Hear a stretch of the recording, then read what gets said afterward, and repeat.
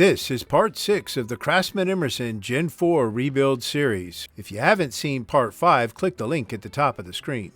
In this video, we'll be cleaning the table as well as a bunch of other parts and then prepping them for paint. Hello everyone, I'm Jeff and welcome to my shop. We got a lot to cover, so let's get to it. So the first thing we're going to be doing is cleaning up the table surface. And we're going to screw this 2x4 down on my workbench.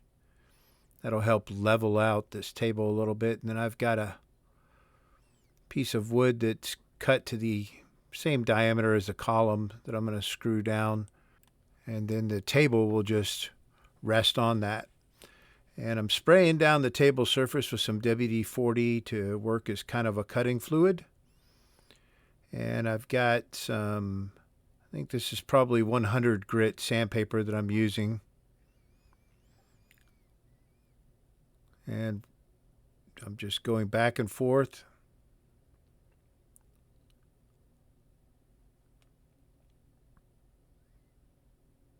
This table has some pitting in it that we're not going to be able to get rid of, but we can clean it up a good bit.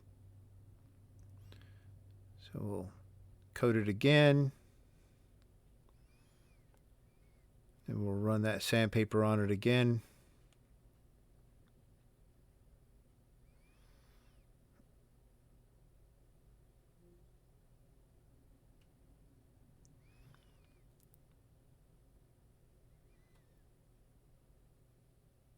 And obviously, after we get done with this process, we're going to need to clean the table up again with some mineral spirits, or you can just re-soak it in simple green to remove all that WD-40. Otherwise, the paint is not going to stick where we want it to stick. So after we've done what we could with the 100 grit, we're going to go ahead and clean up that table surface, and then we're going to just dry sand this with probably around 150 and then 220. And I'm going to stop at 220. We're not going to go any higher than that. We really don't want the table to be shiny. We just want it to be clean. And we'll sand the boss of the column bore as well.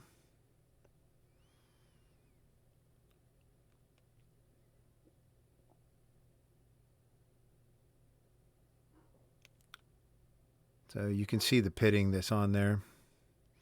The only way to really get rid of all of that would be to mill the surface of the table down. And my lathe/mill is not equipped to do something like that. So next we're going to clean up the feed handle rod knobs, and we're wet sanding these. Just like we've wet sanded other stuff, we're doing 400, 600, 800, and 1,000. And these are actually in pretty decent shape, but they've got a line in them where they were molded, and that plastic seam doesn't feel real good in the hand. So we're going to remove that and then just make sure there's no nicks or scratches in them or gouges. And after we've sanded them, of course, we rinse between each sandpaper grit. We're going to use this Meguiar's cleaner wax. And we're going to use this later on to clean up the panels for this drill press. But here anytime you got plastic, this stuff works really good on plastic. So once we've let that sit for about 10 minutes, then we'll buff it off of there. We're just using a ShamWow to buff that off.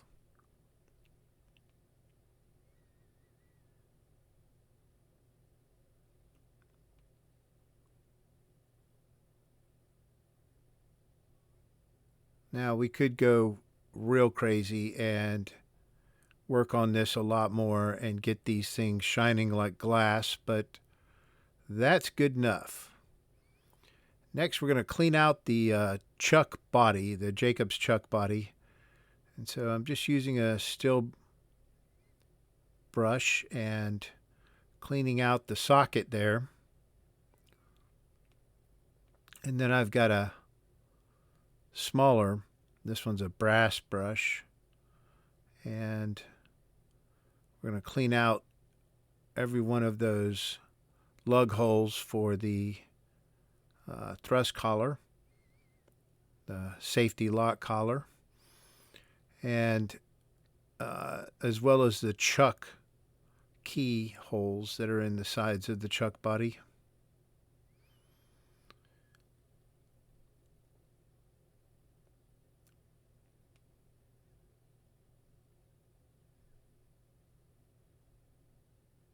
And we're just getting the surface rust out of them. Next, we've got a cotton disc on my Fordham. You could use a Dremel. And we're just cleaning out the inside of the bores that the jaws ride in. And we're going to do them from this side and then the back side. Now, I'm not using any polishing compound or anything like that. I'm just using the cotton pad, cotton disc.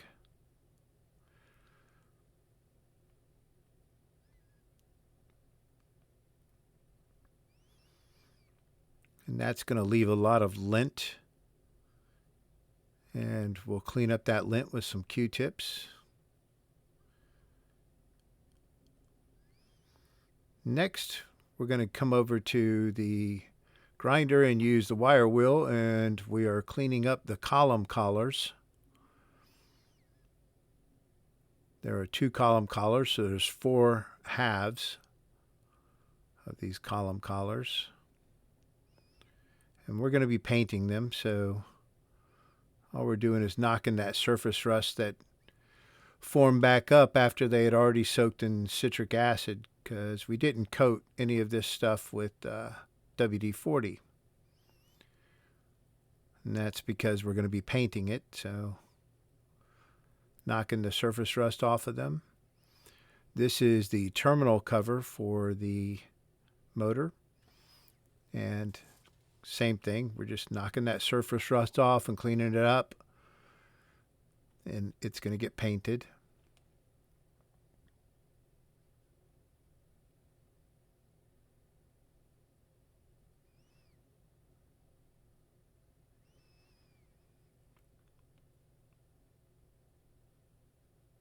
And next we have the power panel that goes inside the drill press, and this is where the motor plugs in, and the light bulb, the light socket for the bulb is actually protruding from the bottom of that.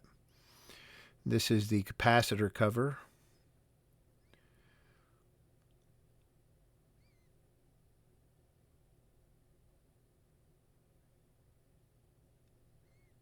So any of that remaining paint, we're taking it off with this wire wheel, as well as any of that surface rust that developed since this stuff had been sitting for a couple weeks. Next, we have the end shields for the motor.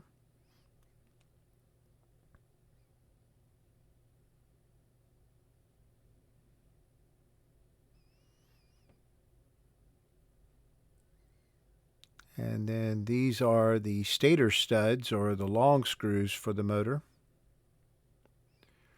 There's 4 of them.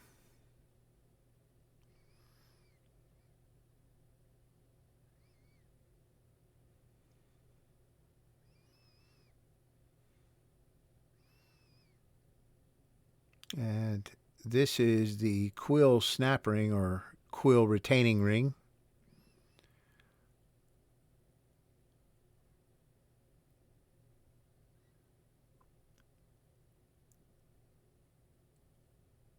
And this is the Quill washer.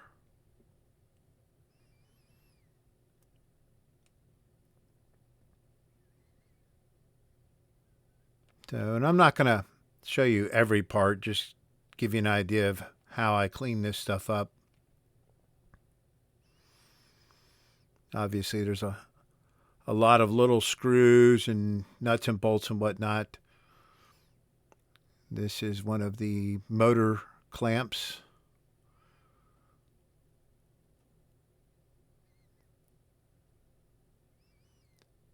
Any of the parts that are too small for me to really hold with my hands, I'll put in a pair of vice grips and clean it that way. This is the split nut for the Jacob's chuck.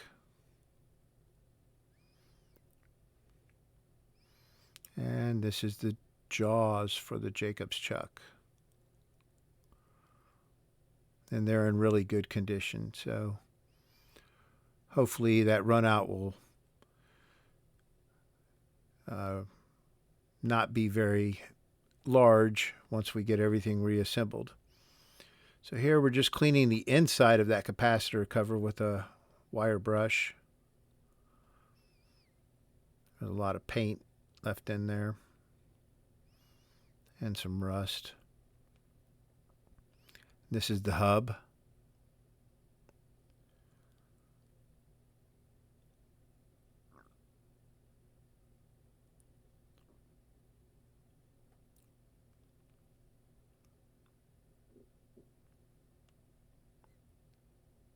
And then we're going to clean out each one of the holes inside that hub, as well as the threaded holes for the feed handle rods.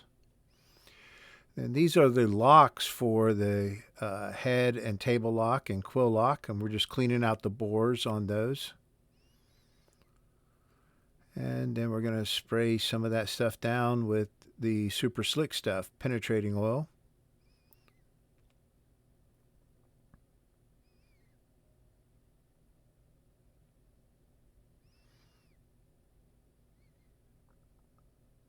And just like we did in the last video, we'll come back and wipe that stuff down with a towel after it's sat on there for a little bit.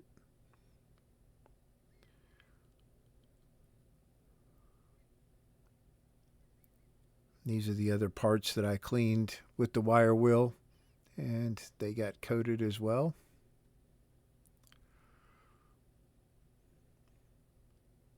You got your lock handles, the governors for the motor. There's the shoe for the pointer.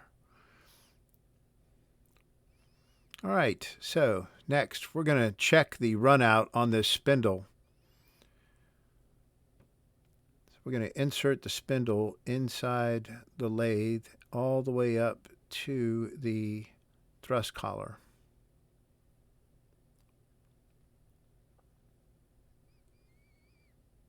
And that's where that bottom bearing sits on the spindle. So we'll be checking the run out on the taper.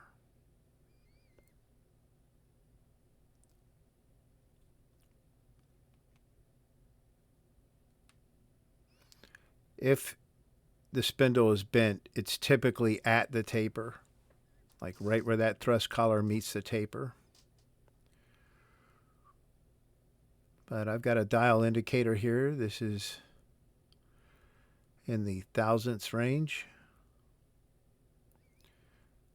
And we'll set it around 0. And then we're just going to rotate the chuck slowly. And as you can see, there is no perceived run out here.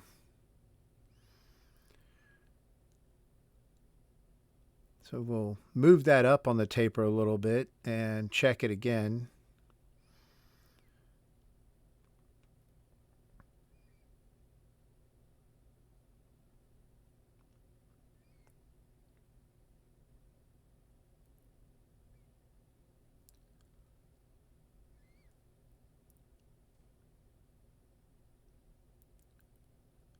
So 1/1000th of an inch, maybe half that. Yeah. So that's a good spindle. All right.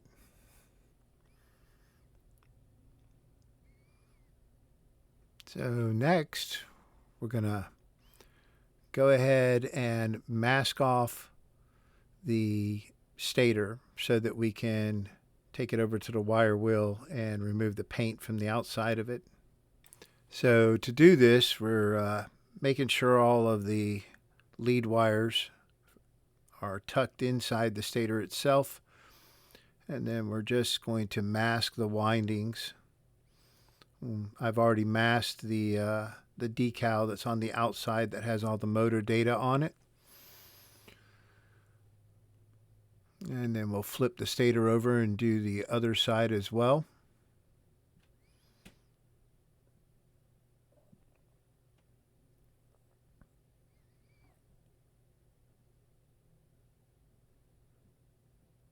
And this is pretty easy, pretty simple. Just make sure you don't put a lot of pressure on any of those windings when you do this.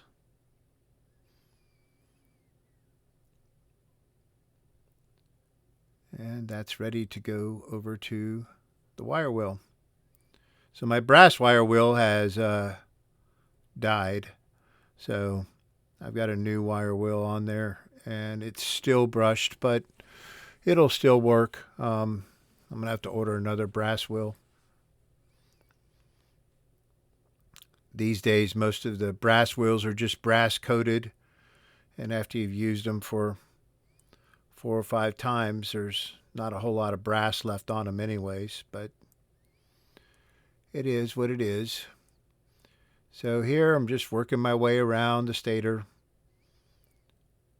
and removing as much of the paint as I can.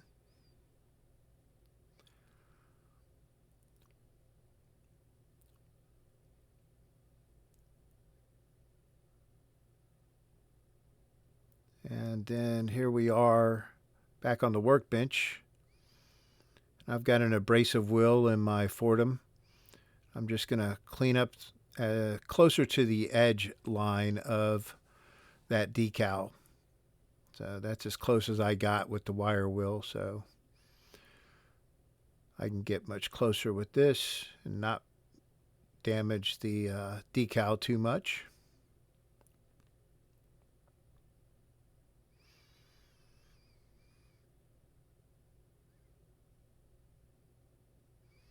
So pretty simple. And then we can set that stator aside and it's ready for paint. Next we've got the 2 end shields for the motor, and I've cut some rubber plugs to go in here so that we don't have to do all the masking on this stuff. We can just stick these plugs in here and that'll keep the paint from getting inside the sleeve bearings that are in each one of these end shields.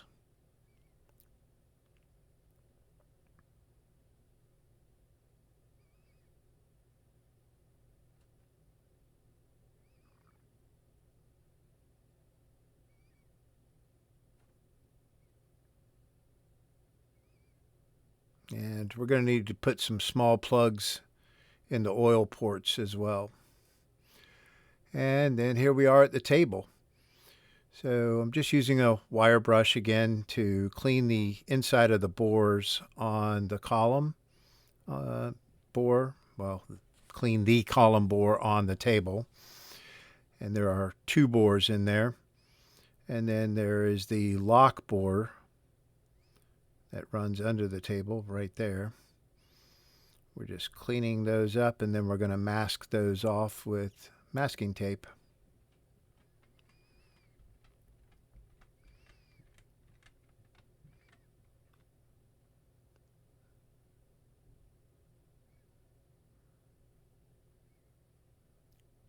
So getting that tape lined up with that inside edge of the bore, kind of a pain, but not difficult, just tedious. And then we'll clean up any of the tape that protrudes from the bottom.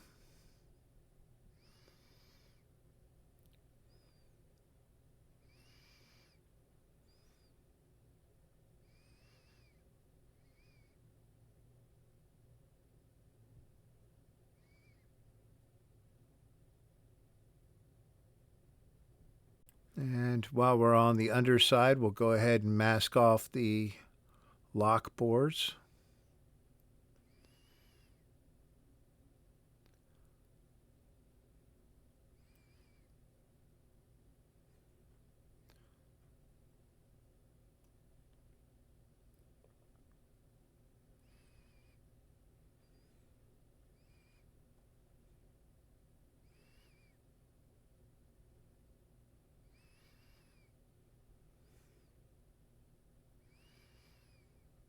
And then we'll just trim that tape up.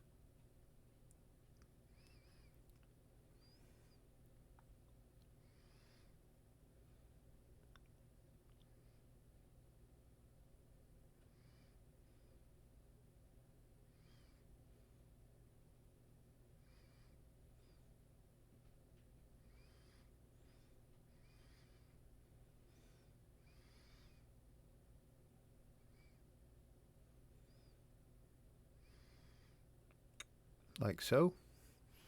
And the same with the tape on the other end. Then we've got the top bore. And since we've got that boss around that bore, we're going to go ahead and mask it as well.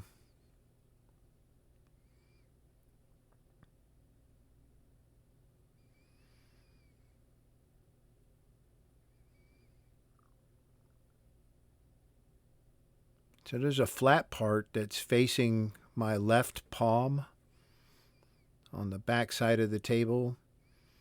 And that's where an accessory table is supposed to mount. And we need to mask that as well. I didn't show it in this video, but it needs to get masked.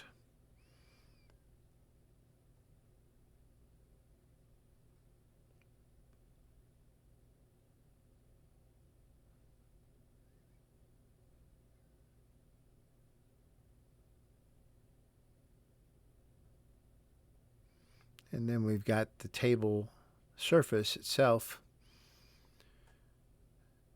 So I like to just outline it with this tape and then trim all that tape around the outer edge. And then I come back and cover all of the holes that are in the table because the paint will bleed through. And then I use parchment paper or wax paper. I just cut it so that it's going to get taped down to the existing tape on there.